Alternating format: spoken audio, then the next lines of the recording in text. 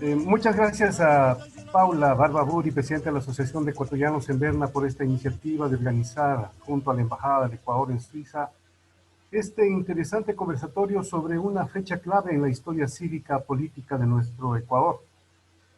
En efecto, 9 de octubre de 1820 hace parte de un periodo iniciado el 10 de agosto de 1809 y finalizado el 24 de mayo de 1822, en el cual la necesidad de independencia se hizo grito, se hizo lucha y se hizo realidad. Pero voy a dejar a los invitados de este evento, en este espero soleado día en Ecuador, dejar a Pedro Valero y Patricia León que nos conversen sobre estos detalles históricos y cotidianos de lo que pasaba justamente hoy, hace 200 años, en la ciudad de Guayaquil.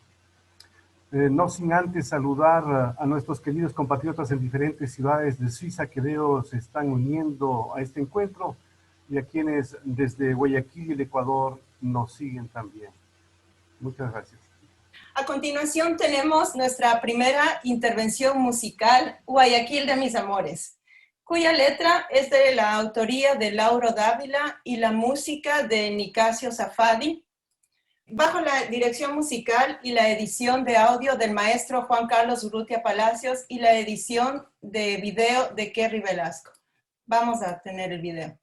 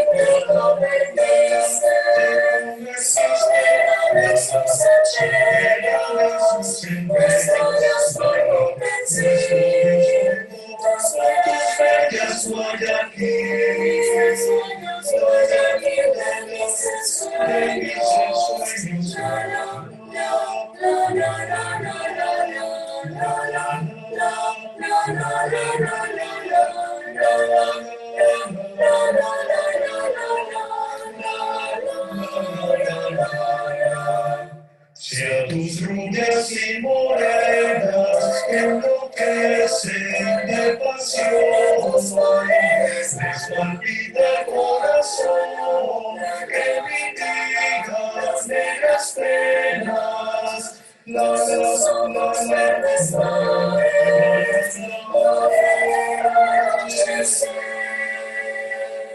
siempre pone su querer, Guayaquil de mis cantares, la la la la la la la la la la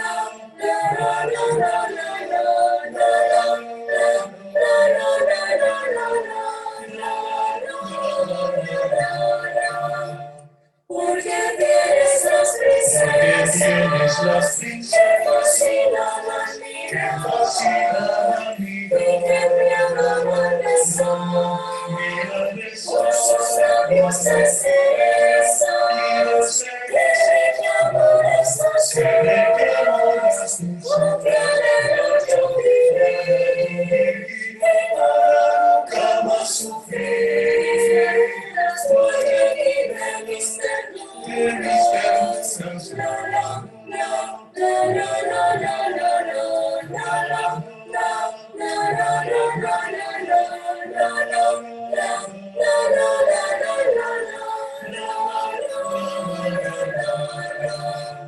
y al mirar sus verdes ojos donde mi alma está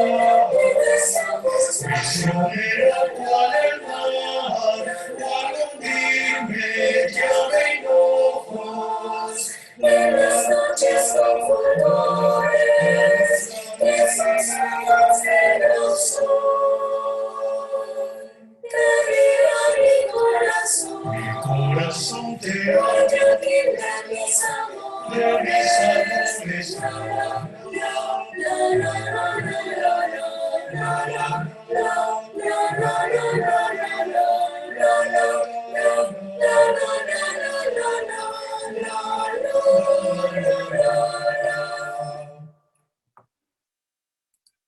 La composición de este programa y las exposiciones de nuestros invitados. Te cedo la palabra nuevamente, querida Sí, Paula. muchas gracias, perdón.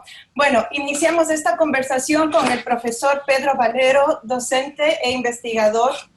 Él ha trabajado en varios proyectos de arqueología y museografía. ¿Se escucha? ¿Sí? Sí. Es innovador en la difusión de la historia y el patrimonio de Guayaquil en las redes sociales, especialmente a través de su página web, La Memoria de Guayaquil. Pedro nos va a describir el escenario histórico del Guayaquil de 1820. Adelante, Pedro, por favor, con tu exposición. Buenos días. ¿Puedo compartir pantalla para ilustrar? Uh-huh. ¿Se puede? Ah, creo que sí. Sí, perfecto.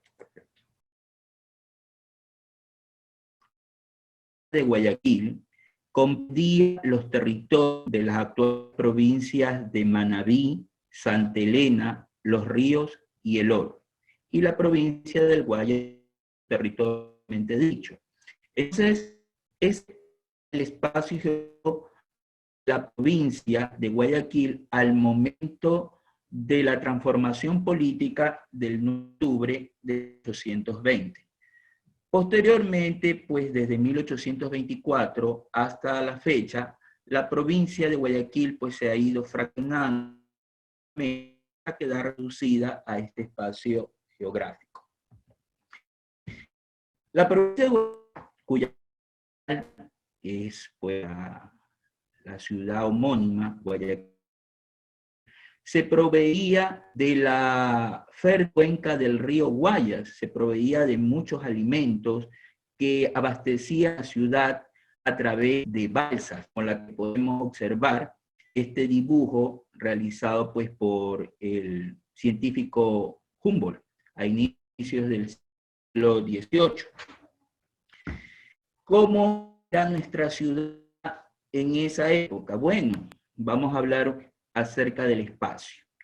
Nuestra ciudad de Guayaquil entonces estaba dividida, ciudad estaba en el sector del Cerro Santa Ana y parte del Carmen, y también tenemos la denominada Ciudad Nueva. Entre Ciudad Vieja y Ciudad existe un sector intermedio conocido como el Barrio del Bajo. Estaba atravesado por varios esteros y para que las personas pudiesen sortear todos esos esteros, pues aquí existían puentes, ¿no?, que permitían que la población se traslade de Ciudad Vieja a Ciudad Nueva y de Ciudad Nueva a Ciudad Vieja. El punto más extremo de la ciudad es el Astillero, donde actualmente pues está ubicado el Palacio de Cristal, aquí. Ese en cuanto al espacio geográfico de nuestra ciudad de Guayaquil en el año de 1820. Aquí ustedes pueden observar a Guayaquil visto desde el Cerro Santa Ana. Este dibujo data de octubre de 1790, fue realizado por el dibujante Cardero, que pertenecía en aquel entonces a la expedición de Alejandro Malaspina. Entonces aquí podemos observar el sector de Ciudad Vieja. Este es el sector intermedio, o también conocido como el Barrio del Bajo, caracterizado por estos árboles, árboles frutales, palmeras, cocoteras, y aquí podemos observar la denominada Ciudad Nueva, que se estableció en este sector allá por el año de 1693, y aquí hacia el fondo se puede observar el astillero naval, hacia el lado del sur. Y hacia el fondo, pues todo esto es manglar, sabana y manglar. Esto data de 1790, estamos hablando de 30 años antes de la independencia de Guayaquil, y que considero pues que al llegar el momento de la independencia, pues no creo que haya variado mayormente la ciudad. Aquí podemos observar, este es un dibujo que fue realizado por una expedición francesa en 1837, y podemos observar en mayor detalle estos puentes que atravesaban varios esteros, ¿no? Y que permitían comunicar a los guayaquileños entre Ciudad Vieja y Ciudad Nueva. Aquí también podemos observar, esto es el Guayaquil de 1829, fue realizada, este dibujo pertenece al científico Orbigny, que es en el que podemos observar también a Guayaquil en su lado norte. Bueno, ¿cómo eran las casas de Guayaquil de 1820? Pues bueno, las casas eran de madera, de mangle, una madera incorruptible. Sus paredes eran de caña y estaban cubiertas de barro, conocido también como quincha. En la casa pues tenían sus portales, como podemos ver, sus balcones y sus tejados. Las cocinas de las casas, vamos a ver si adelantamos esto de aquí. Aquí podemos observar, miren, las paredes de las casas eran de caña y estaban recubiertas de barro, ¿no? Conocido esto como quincha, y en la parte de atrás de las viviendas se ubicaba la cocina. La cocina generalmente estaba aislada de la vivienda para que en caso de incendio poderla derribar inmediatamente y de esa manera evitar pues que el fuego contamine toda la vivienda. Estas casas, las mejores casas en aquella época costaban, bueno, no las mejores casas, digamos en términos promedio, construir una de estas casas costaba pues unos 25,000 pesos, pero las casas de mayor lujo, pues en aquella época costaban más de 25,000 y las casas sencillas menos de ese valor. Por otro lado, pues podemos decir que estas casas, la mitad de la población pues eran viviendas de 2 plantas, ¿no? Una planta baja y una planta alta. Y el resto pues de viviendas eran de una sola planta. ¿Cómo eran los templos y qué templos existían en el Guayaquil de 1820? Bueno, para empezar existían 2 parroquias, la parroquia de Ciudad Nueva y la parroquia de Ciudad Vieja. Los templos que existían en aquella época, bueno, eran los de Santo Domingo, el único de mampostería, cabe decirlo, el de San Francisco, la Merced, San Agustín, el de la Capilla del Astillero, conocido como San Alejo posteriormente, y la iglesia matriz, que posteriormente ascendió a la categoría de catedral en el año de 1838, y es la que podemos observar aquí en esta imagen. ¿Sí? Aquí es pues donde actualmente se ubica el Parque Seminario. Bueno, ¿cómo estaba conformado la población de Guayaquil? Bueno, al momento de la independencia en Guayaquil existían alrededor de 20,000 personas. Esa era la población de Guayaquil en aquella época.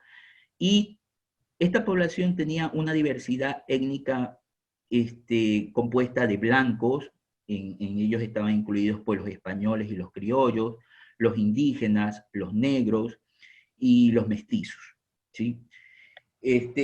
Y eso también se reflejaba, esa diversidad étnica también se reflejaba en lo militar, en los cuarteles, por ejemplo. El cuartel de caballería del Daule, que estaba ubicado al sur de la ciudad, pues los que conformaban ese cuerpo militar estaba conformado por montubios. Y el cuartel, también existía un cuartel atrás de la casa municipal, atrás del cabildo, que estaba formado por negros libertos. Y el batallón granaderos de reserva estaba formado por indígenas. Entonces, también a nivel militar se podía observar esta diversidad étnica. En cuanto a las personas, se dice pues que en el Guayaquil de 1820, el clima, por ser cálido, obligaba a que las personas se bañen todo el año. Se dice también que los hombres vestían de tela de paño y de casimir, y las mujeres vestían a la usanza española con saya y mantilla y portaban una sombrilla para protegerse del sol. En las viviendas, algo que no podía faltar, algo que no podía faltar era la hamaca, e incluso hasta 4 hamacas podían existir dentro de una habitación. y se menciona que la gente, a modo general, era de un trato muy agradable. En esta imagen que ustedes pueden observar, podemos ver que efectivamente las personas por el calor se bañaban y utilizaban los esteros. En este caso, actualmente esta es la calle Loja, utilizaban pues los esteros para bañarse, ¿sí? Aquí lo podemos ver, para lavar la ropa, etc. Entonces, tenían el agua a sus pies, prácticamente. ¿Cómo estaban conformadas las autoridades en el Guayaquil de 1820? Pues bueno, básicamente les voy a mencionar tres. El gobernador de la provincia, que en ese entonces, pues, para ocupar ese puesto tenía que ser un brigadier. En el año de 1820 hubieron dos gobernadores, el uno fue Juan Manuel de Mendiburo y el otro gobernador, Pascual de Vivero. Cabe decir que Juan Manuel de Mendiburo se granjeó la antipatía del vecindario de Guayaquil. ¿Por qué? Porque comenzó a perseguir a los notables de la ciudad de Guayaquil, sospechando de que eran, que tenían ideales independentistas. Y entre estos, pues había tanto españoles como criollos. Y les exigía pagar dinero, contribuciones forzosas, para de esa forma desalentarlos a que pudieran pues financiar cualquier acción independentista.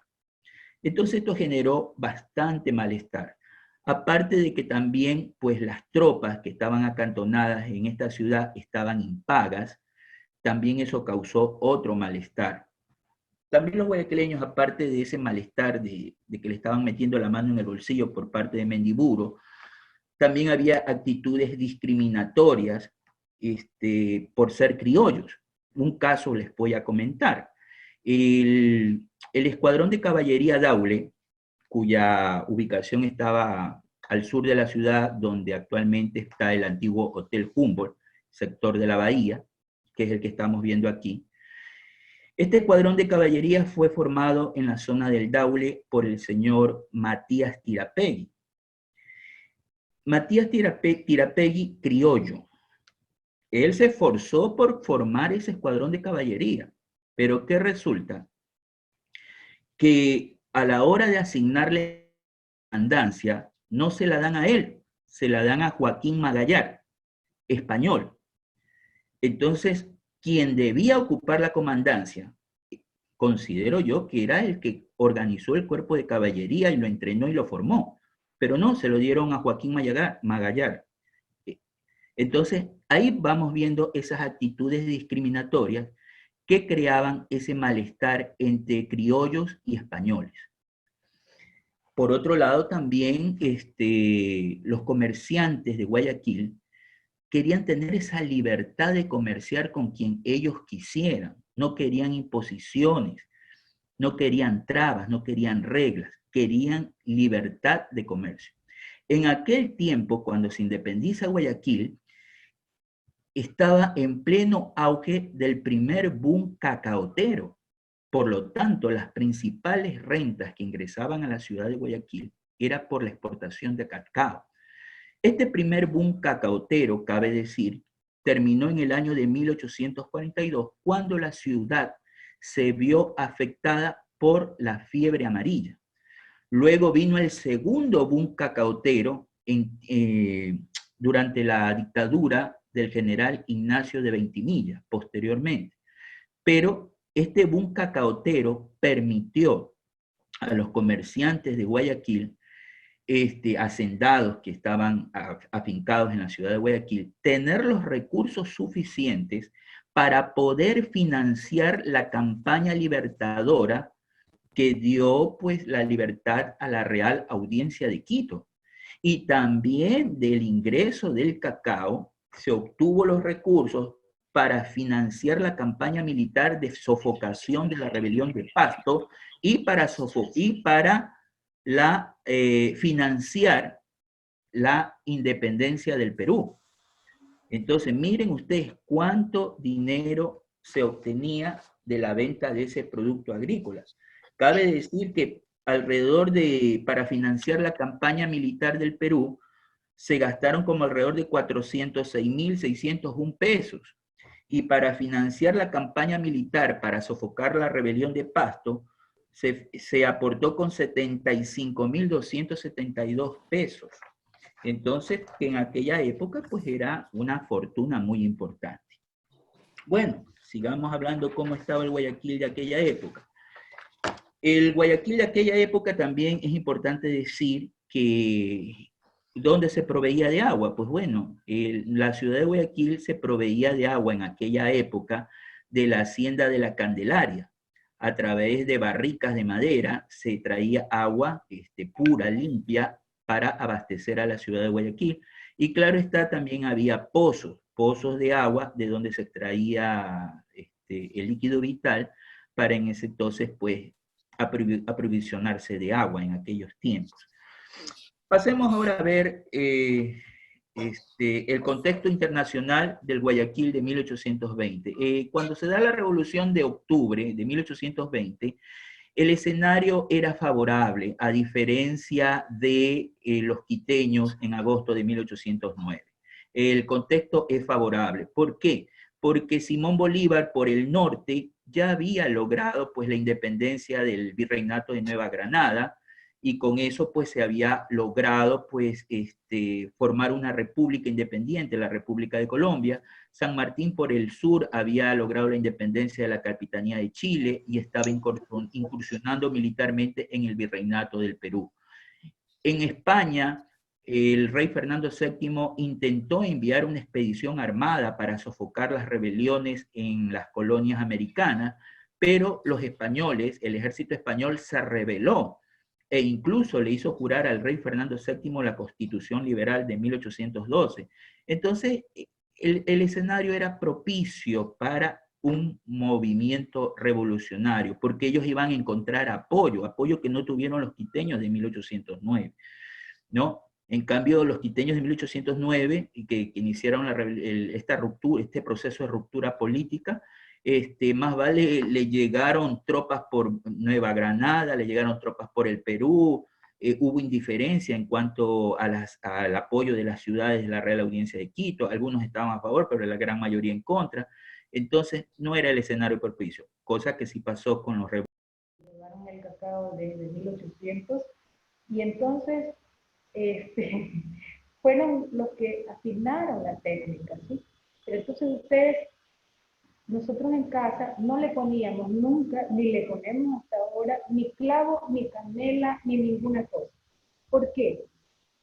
Después lo entendí cuando mucha gente he asistido a diversos paneles, foros, leo bastante, y entendí que nuestro cacao no podía ser bordado con otros aromas. Si usted le pone vainilla, le pone otros aditamentos, ya tiene otra connotación de textura, de sabor. Si te acostumbras a eso, en buena hora. Yo se lo puedo poner aparte como la pimienta, como la sal. Este de aquí se espesa, en mi casa se usaba esa forma, no sé de dónde, pero creo que en el manicomio de Guayaquil había gente que sacaba de los almendros, ¿sí? De la almendra esa que tenemos en las calles, sacaba y secaba la semilla y entonces vendía la fundita. Entonces con esa se molía y se sacaba la harina de almendra. Aquí está hecha con harina de almendra. Nosotros no usamos maíz, pero es muy normal que otras casas lo hicieran con una especie de atole, así como los mexicanos, que cogen el maíz tostado, lo hacen harina fina, perdón, y entonces lo ciernen, y ese sirve para espesar el buen chocolate. No es que es malo, sino que es diferente. Es otra preparación. Este es el amiñado, ¿sí? El amiñado era por la almendra. Puede ser por nuez, puede ser por... pero no son nuestras las almendras. Y aquí les voy a mostrar algo que sí es muy propio, y eran las confituras. En 1820 y un poco antes, ya las confituras de nuestras frutas nativas eran muy importantes en una mesa. Y obviamente el queso. Entonces, era una mezcla de sabores simpáticas y con cáscaras de la naranja o esta tiene cáscaras de mandarín. Entonces, ¿cómo usaban el azúcar si no había azúcar? Bueno, había panela, había miel de abeja. Nosotros no utilizábamos azúcar refinada porque no había fábricas, ¿sí? Y bueno, eso es lo que le puedo contar. Esta era una taza aniñada. Sí. Nosotros también ya llegaba la loza de Europa, de la China, en los barcos. ¿Y cómo yo sé esta cosa? Bueno, hay los navegantes y también los famosos piratas escribieron, así, escribieron cosas, como cuando uno se va de viaje y dice, yo me comí una perdiz, qué sé yo. Nosotros no teníamos precisamente paisanes, pero teníamos perdices, tenemos perdices. Y hay un tipo de paisán, esas eran nuestras aves, ¿no? Las aves de corral se hicieron populares, el cerdo increíble, tanto así que para esa época el gobernador de la región creo que se puso furioso porque la gente tenía chiqueros en casa, ¿sí? Entonces, yo no sé si me estoy extendiendo mucho, pero quiero ahí dejar para que la gente pueda preguntar, porque me parece más interesante. Y además les voy a brindar ese licor de cacao. Eso, muchas gracias. Salud. Salud, eso nos hacía falta, José. Bueno, gracias Patricia por habernos llevado al interior de tu casa, hacernos sentar en la mesa de las familias guayaquileñas y hacernos sentir la gastronomía de la época. Para continuar, escucharemos la interpretación del pasillo Adoración, cuya letra es de la autoría de Genaro Castro y la música de Enrique Ibáñez. Los arreglos para el coro y la edición del audio pertenecen a Juan Carlos Urrutia, la edición del video a Kerry Velasco y la edición del video y danza a Wendy Cabanilla. Vamos a escuchar.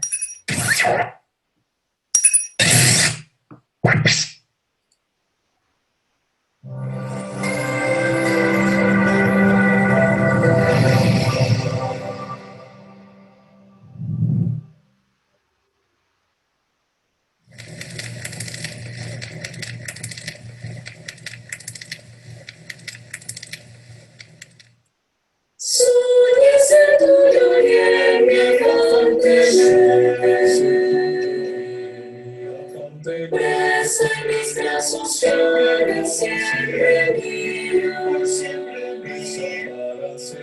pero nunca soñé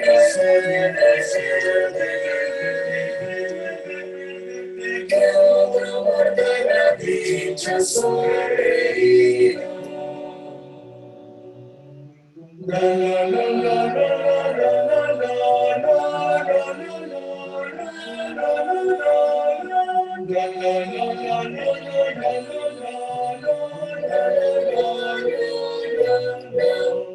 soy a mi lado para siempre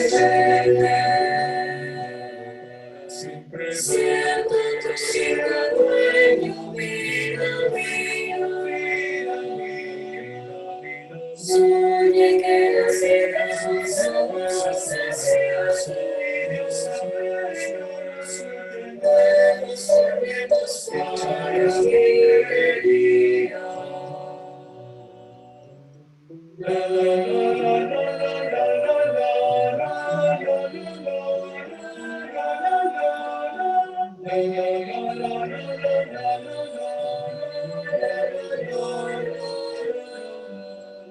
soy que de tus labios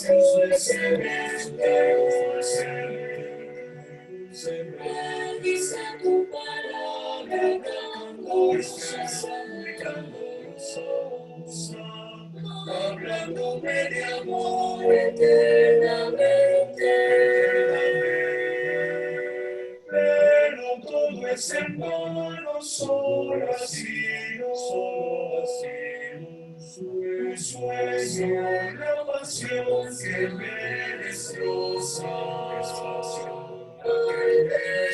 Que para siempre te he perdido. La, la, la, la, la,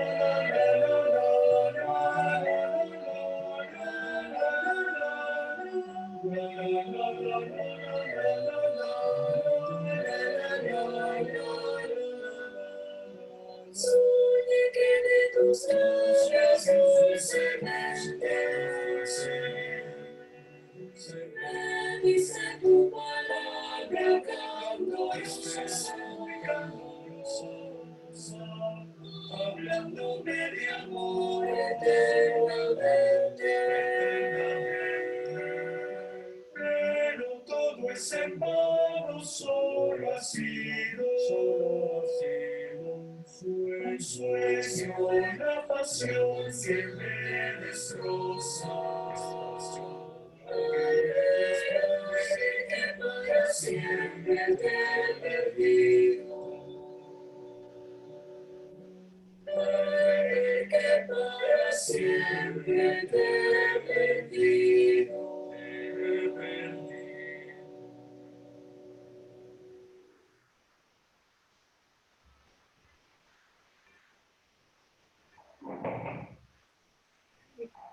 Bueno, damos paso a las preguntas. Tengo aquí una pregunta para Pedro. Dice, ¿podría por favor detallar un poco más la idea de que no existiría el 24 de mayo en el 9 de octubre? Muchas gracias y felicitaciones por su... Sí, efectivamente. Guayaquil, una vez que proclama su independencia, los soldados que formaban parte de las diferentes unidades militares que estaban acantonadas en la ciudad, ellos pasaron a formar parte de ese ejército libertador y se formó la División Protectora de Quito.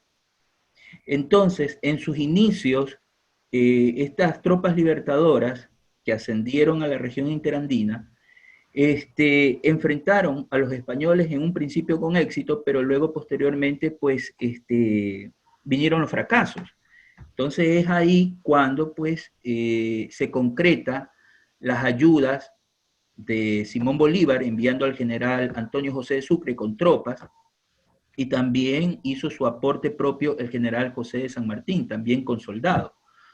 Y la provincia libre de Guayaquil aportó también con hombres, costeños y también serranos. Cabe decir que el ejército libertador no era enteramente costeño, también había gente de la sierra ahí participando.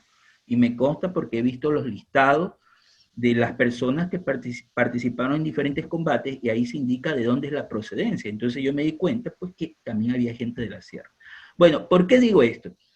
Porque quien financiaba la campaña militar era la Junta Suprema de Gobierno.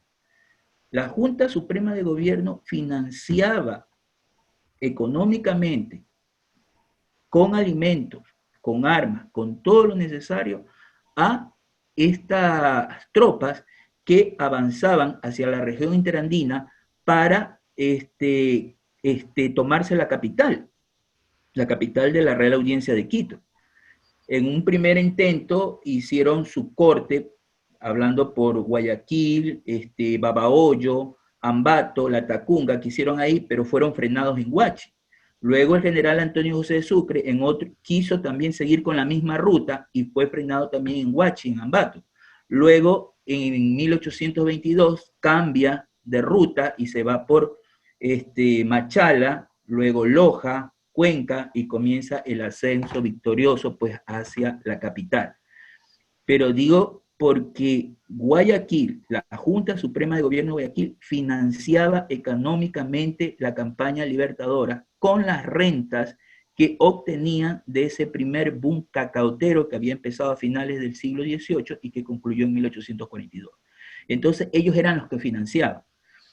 De Colombia, de la República de Colombia, aportaron con hombres y con el estratega, el general Antonio José de Sucre. Eso es importante decirlo. Pero, ¿quién le pagaba a esas tropas? ¿Quién le daba de comer? ¿Quién aportaba con toda esa logística? El dinero salía de Guayaquil.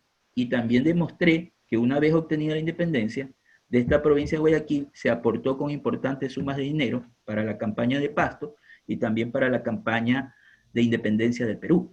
Entonces, por eso digo, si hubiéramos sido una provincia carente de recursos, ya no hubiéramos tenido recursos naturales, económicos, humanos, no se hubiese podido financiar esa campaña militar. ¿Por qué? Venezuela y Colombia tenían 10 años de guerra, batallando contra los realistas, estaban desgastados económicamente, ya humanamente también estaban desgastados, habían tenido fuertes pérdidas humanas. En 1816, cuando llega el pacificador Morillo a Venezuela y Colombia, ejecutó a mucha gente. Entonces ellos no estaban en capacidad de financiar económicamente la independencia de la Real Audiencia y mucho menos del Perú. El general Santander, vicepresidente de la República de Colombia, era uno de los que se oponía a continuar la campaña militar hacia el sur, porque decía, no hay dinero, ¿de dónde sacamos plata? Pero fue la provincia de Guayaquil que gracias a ella, que en su generoso aporte por la libertad del país, financió a estos hombres valerosos que ascendieron a la región interandina y conquistaron la libertad el 24 de mayo. Gracias. Muchas gracias. Tengo una pregunta también para Patricia. Y dice, ¿se me puedes escuchar? ¿Me escuchan? Ok. Dice Patricia que si quisieran saber si podrías decir algo sobre la aparición del plato guayaquileño del encebollado. Y si esa es la primera pregunta. Y la segunda, que si podrías hablar un poco más sobre, por favor, sobre las bebidas de la época. La última parte no te escuché la última parte. Si podrías hablar un poco más sobre las bebidas que solían tener en la época.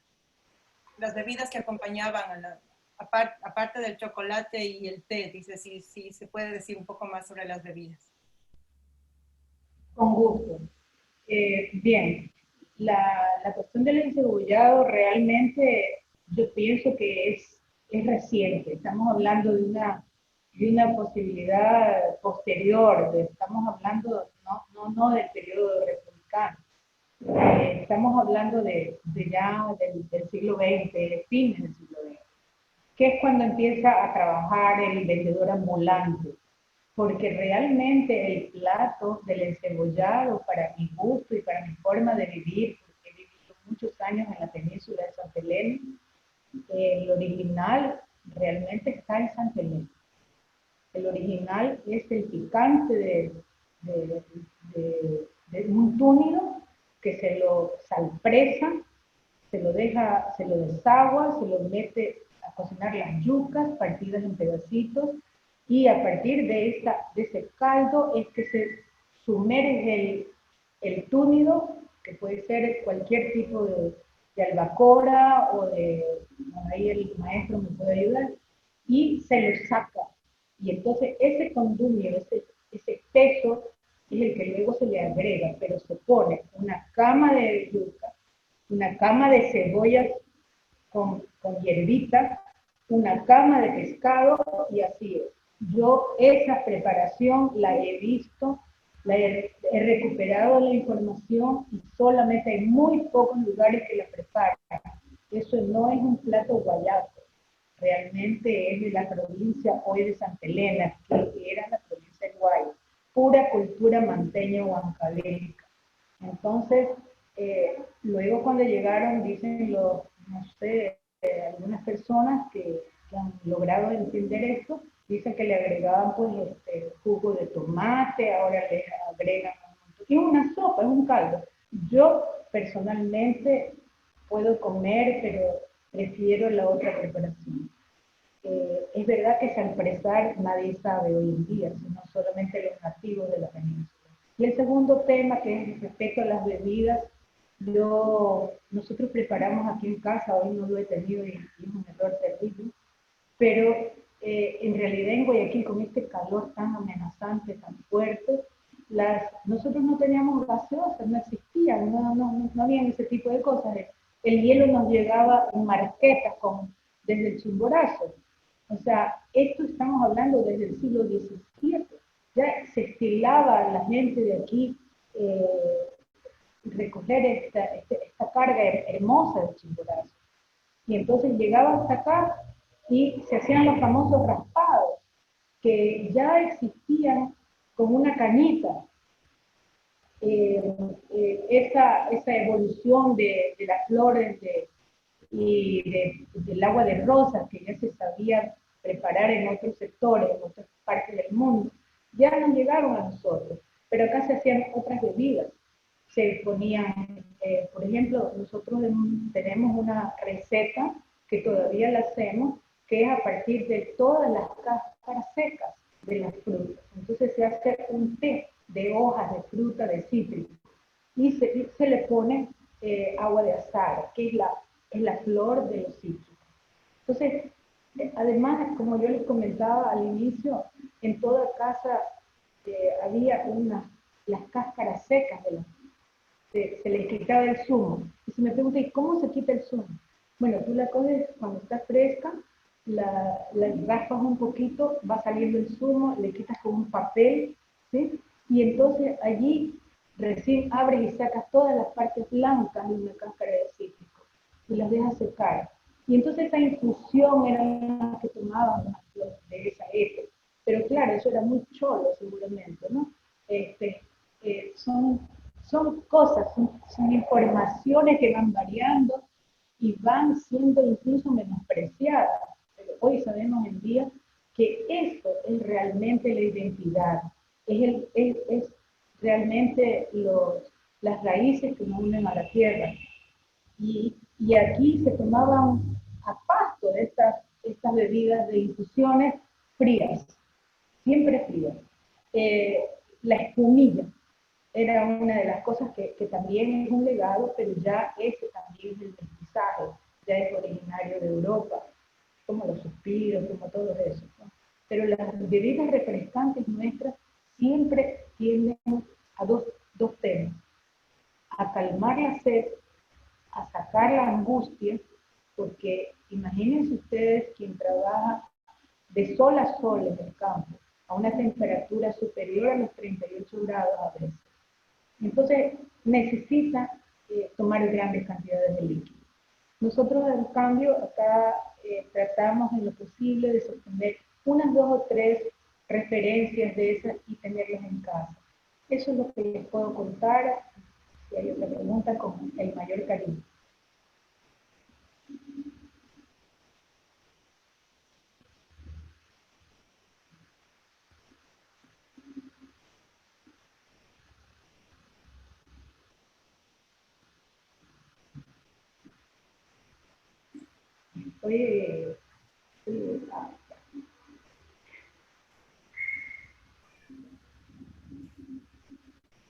El micrófono.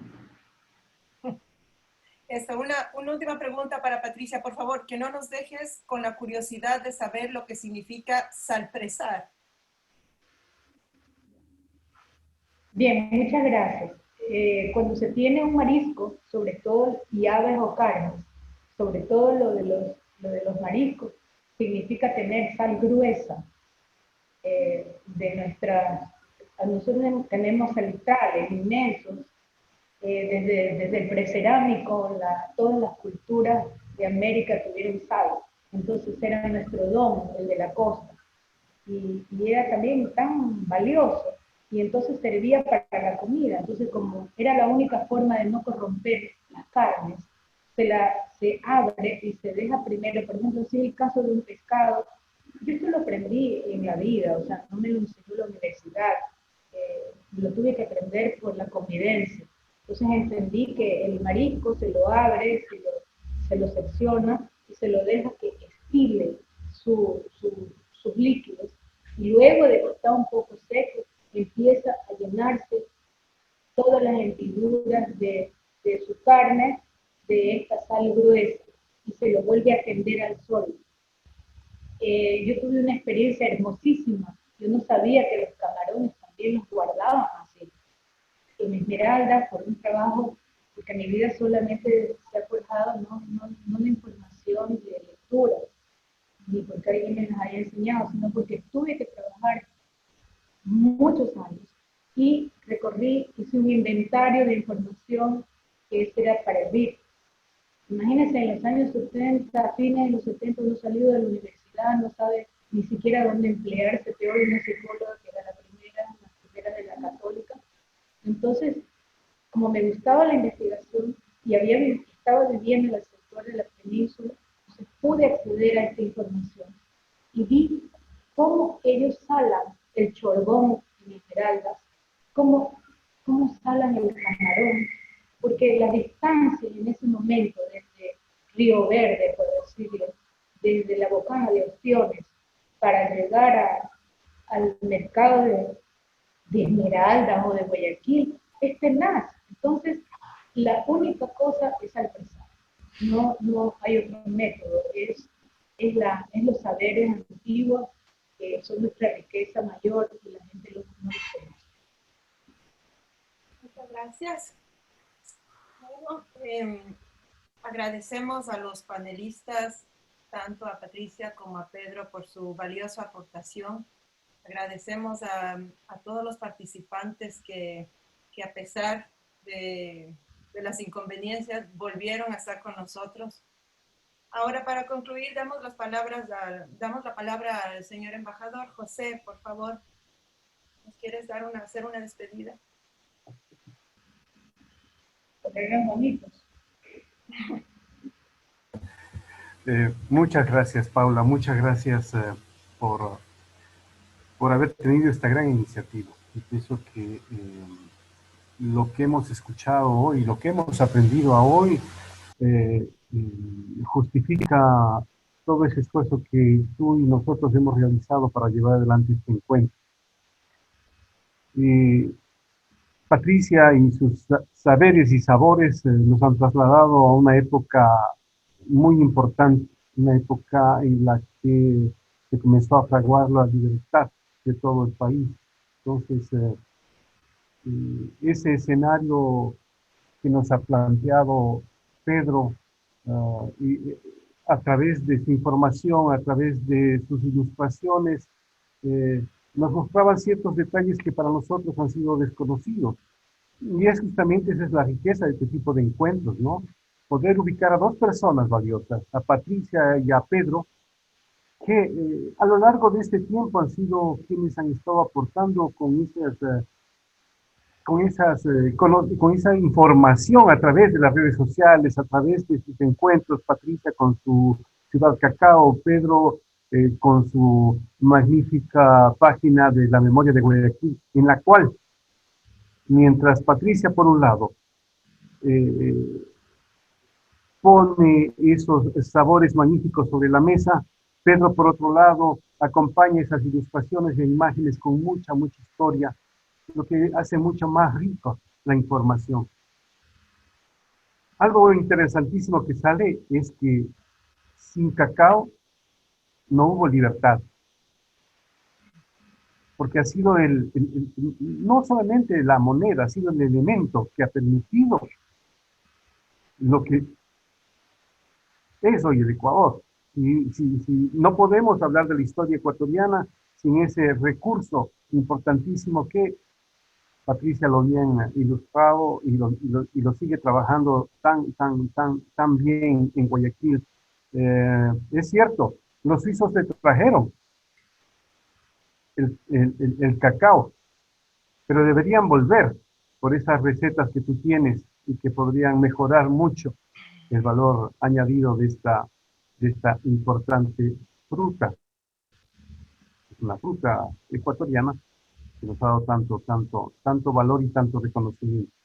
Muchas gracias a los compatriotas ecuatorianos en Suiza que se han unido y que han estado atentos a este programa. Muchas gracias a los colegas de la Embajada de Ecuador en Suiza que han estado permanentemente con nosotros ayudándonos en todas las partes. Siempre tenemos unas cositas técnicas que nos han permitido ver que estamos en vivo. También decirles a las demás asociaciones de ecuatorianos en Suiza y demás asociaciones de ecuatorianos en todos los países que las misiones diplomáticas estamos también para apoyar sus iniciativas y para juntos poder llevar este tipo de información. Les agradezco otra vez a todos. Muchas gracias, José. Gracias a todos y vamos a cerrar entonces ya la sesión. ¿Sí? Gracias por su participación y hasta el próximo evento. Les invitamos desde ya, tendremos otro por el bicentenario de la independencia de Cuenca. Pondremos en la página web. Muchas gracias. Hasta luego con todos. Adiós. No hay nadie quien te iguale como hombre de coraje, lo digo en mi canción.